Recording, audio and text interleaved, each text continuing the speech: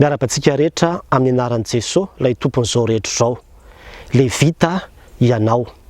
Lesona faefatra, Andriamanitra no lova. Izay indray havana no lohatenin'ity vidéo manaraka ity.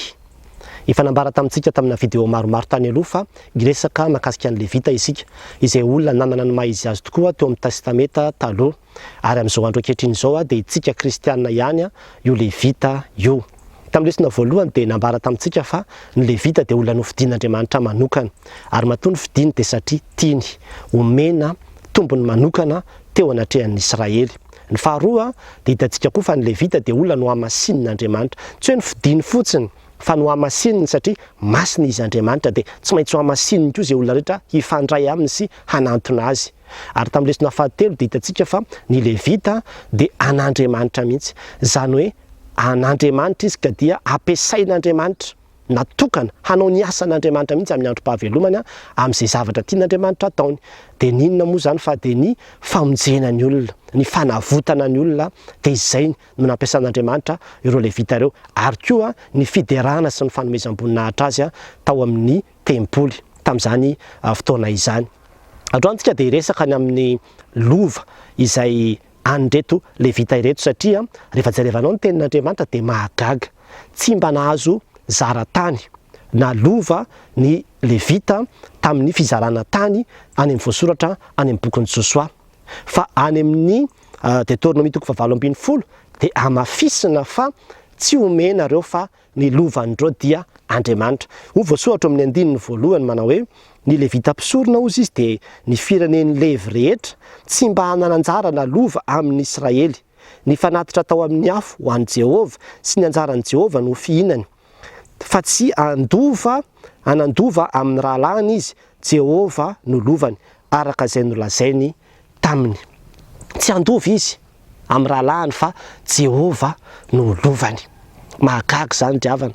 Izany hoe reto Levita reto zany mety hiparitaka any amin'ny Israely isan-karazany any izy, fa zao tsy mandana lova izy, fa omen'ny olona toerany zany hoe entinareo mba mipetraka dia ampindramin'ny olona izany, fa tsy manana lova izy. Fa ny lovany dia zao Jehova mihitsy no lovany. Raha jerevana amin'ny maso maha-olombelona dia tena hoe ohatrany hoe matiantoka ve zany reto Levita reto zany satria tsy nanana inona na inona izy. Kanefa rehefa jerevana ry havana amin'ny fomba fijery ara-panahy dia hitanao fa anisany nahazo tombony indrindra ny Levita. Satria nahoana? Any Jehova ny tany sy izay rehetra eo aminy, izao rehetra izao sy ny mponiny eo aminy. Ka ny an'ny Levita tsy hoe ilay tany fotsiny no azy, fa ilay Andriamanitra izay tompon'ny tany mihitsy no azy. Izany hoe Jehova Andriamanitra mihitsy zany no azy. Indray mandeha dia nanontany tanora manao hoe inona aminao ny sarobidy ny fianaranao sa Andriamanitra? Toy izay hoe Andriamanitra ozy izy. Ary inona ary ny sarobidy? Ny fiara sa Andriamanitra? Inona ny sarobidy? Ny tany sa Andriamanitra? Inona ny sarobidy? Ny trano sa Andriamanitra? Dia nambarany foana manao hoe Andriamanitra ho efa hoe Andriamanitra. Midikan'izany dia zao rehefa manana an'Andriamanitra ianao dia zao anananao zany ny zavatra sarobidy indrindra mihoatra noho ny zavatra rehetra. Anananao ny zavatra rehetra. Ary izay no mahatonga ny hirantsika manao hoe Jesosy no anjara soa, izay mahafa-po tokoa, soa tsy manam-paharoa, ay Jesosy ampy izay. Ny kristianina ry havana no Levita amin'izao andro ankehitriny izao. Isika ilay olona izay efa nofidian'Andriamanitra, no hamasin'Andriamanitra, ary nanolotra ny fiainantsika sy ny tenantsika ho fanatitra velona ho an'Andriamanitra. An'Andriamanitra isika, ary ny antom-pisitsika dia zao hanome voninahitra an'Andriamanitra sy hanao ny asany dia ny famonjena ny olona sy hitondra ny olona eo amin'Andriamanitra. Fa androany dia te hampatsiaro anao koa fa zany Levita izany ny lovany izay lehibe indrindra dia Andriamanitra mihitsy. Ny kristianina dia afaka ny azo ihany izy ny zavatra samihafa ety amin'ity tany ity, fa ny zava-dehibe indrindra ho antsika dia hampatsiavin'izao tenin'Andriamanitra zao amin'ny maha Levitantsika fa Andriamanitra mihitsy no valeur lehibe indrindra izay omena ho an'ny Levita. Ary zany androany dia te hampatsiaro antsika an'izany fa indraindray tsika rehefa mahita ny hafa ohatra hoe manam-bola na manana trano na manana fiara marobe dia mieritreritra ny tenantsika ho latsa-danja. Ary indraindray aza mety misy olona mihitsy hoe asa misy tovolahy na tovovavy miaraka aminy dia hoe tena manan-karena be, olona manan-maha izy azy zany, tena olona ambony, tena olona tahaka an'izao. Zany no everitsika hoe valeur satria hoe manana trano izy, zanaka ranony izy, manana an'izao izy. fa androana dia teteny aminao fa ny valeur lehibe indrindra dia izao hoe manana an'Andriamanitra ianao. Ary izay le maha-Levita antsika, hitoeran'Andriamanitra isika. Nanomboka teo amin'ny faharavan'ny tempolo tamin'ny taona 700 dia izao tsy nisy intsony ny Levita satria tsy nisy intsony ny tempoly ahafahan'izy ireo manatanteraka fisoronana. Fa dia efa izao itsika rehefa maty teo ambony hazo fijaliana Jesosy Kristy dia nanomboka teo dia tapitra treo ny fisoronana, fa itsika tsiraray avy amin'izay dia efa lasa fanjakam-pisorona, efa lasa mpisoron'Andriamanitra isika ka afaka manantona an'Andriamanitra, afaka midera an'Andriamanitra, afaka manome voninahitra an'Andriamanitra ary tonga Levita daholo isika rehetra. Ka ny dikan'izany dia izao hoe tsy mihazakazaka isika amin'izao arena sy ny zava-misy eto amin'ity tany ity, fa efa manana lova tsara ianao dia Andriamanitra mihitsy, Jesosy Kristy mihitsy no anananao, izy no ao anatinao. Ary zany natonga azy iteny manao hoe miara-miaritra ho anareo any an-danitra ozy izy. Ary Jesosy Kristy dia efa manome antsika ny zavatra rehetra satria tsy izao eto amin'ity zany ity izao ihany fa ambarany manao hoe Jaona 4:12 ary ohatran'ny raiko ozy izy misy fitoerana maro ary nandeha dia ho avy indray ka handray anareo ho any amiko. Ary ny Salamy 9:10 andininy 9 dia milaza manao hoe Jehovah no anjara lovako sy kapokako, ianao no mampaharitra ny anjarako. Ny voafaritra ao anjarako dia eo amin'ny tany mahafinaritra, eny manandova tsara aho. Mety hoe tsy manana na inona ianao eto amin'ity tany ity, mety hoe heverin'ny olona ho mahantra ianao, fa tsy mahantra zany ny kristianina, fa manana karena isika satria manana an Jesosy Kristy ilay tompon'izao rehetra izao, ilay mpanjakan'izao rehetra izao. Izy no mitoetra ao anatintsika ary zanak'Andriamanitra isika, andova hatramin'ny lanitra aza.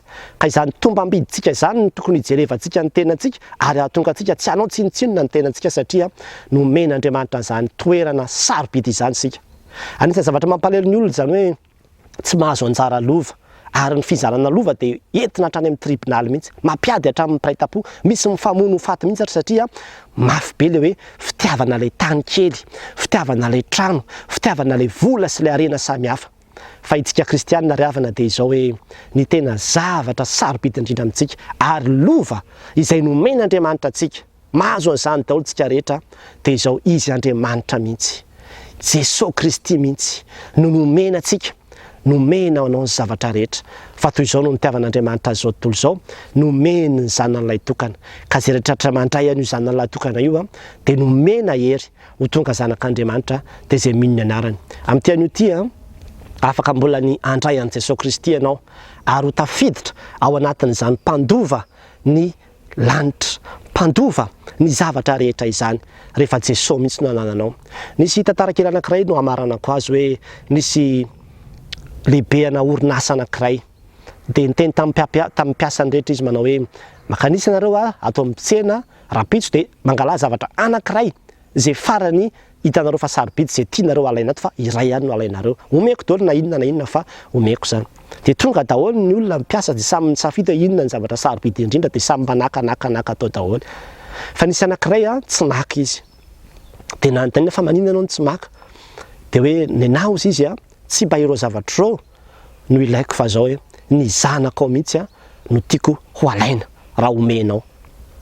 Zany hoe izy no fetsy indrindra satria fatany tsara fa rehefa azony ilay zanany dia azony daholo ny zavatra rehetra. Rehefa anananao Jesosy Kristy, anananao ny zavatra rehetra, aza variana amin'izao fiainana izao sy ny zavatra rehetra mandalo eto amin'ity fiainana ity, fa Jesosy Kristy mpanjinina, ataovy izay anananao an Jesosy Kristy. Fa rehefa anananao Jesosy Kristy anananao ny zavatra rehetra. Olona ambony ianao, ambony lavitra noho ny filoham-pirenena ianao raha ohatra ka tsy manana an'i Kristy ilay filoham-pirenena satria ianao manana an'i Jesosy Kristy fa ny azy postana mety hoe zavatra ohatran'izany no ananany, toerana, voninahitra, fa ianao manana zavatra sarobidy lavitra noho izany dia Jesosy Kristy. Izay no mahatonga hoe ambony lavitra noho izany isika. Ary tsika kristianina dia manana an'izany tombam-bidy izany eo anatrehan'Andriamanitra. Levita ianao, Andriamanitra ny lovanao, mifalia fa tsara lova ary Jesosy ny mpanota voavitra ao. Ho an'Andriamanitra rirany ny voninahitra. Amen.